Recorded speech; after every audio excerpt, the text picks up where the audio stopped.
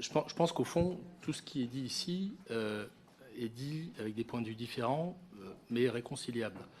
Pourquoi? Parce que, au fond, je pense qu'il n'y a pas une personne dans cette salle qui ne souhaite pas l'amélioration de la vie et du niveau de vie de nos concitoyens.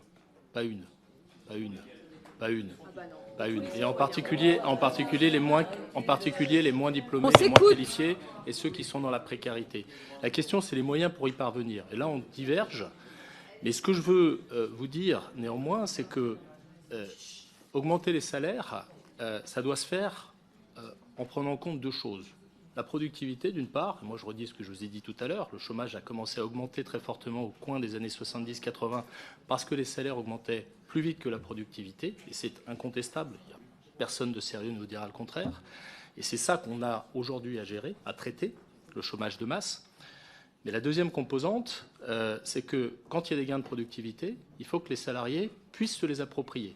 Ça pose la question du rapport de négociation et du pouvoir de négociation des salariés. Et là, nous divergeons. Et là, nous divergeons parce que il y a un sujet sur lequel des économistes marxistes et les économistes libéraux sont d'accord, puisqu'on est en recherche de compromis. Allons-y. C'est le fait que le meilleur déterminant des salaires, c'est le niveau du chômage. Vous vous souvenez de l'armée industrielle de réserve de Marx? Les économistes libéraux intègrent ce paramètre dans leur modèle. Nous, notre stratégie, c'est d'aller vers le plein emploi, c'est de créer des emplois, parce que ça donnera aux salariés qui vont négocier directement avec leur patron ou qui vont négocier leur NAO un pouvoir de négociation plus fort. Voilà la stratégie. Et c'est pas une stratégie définie en chambre.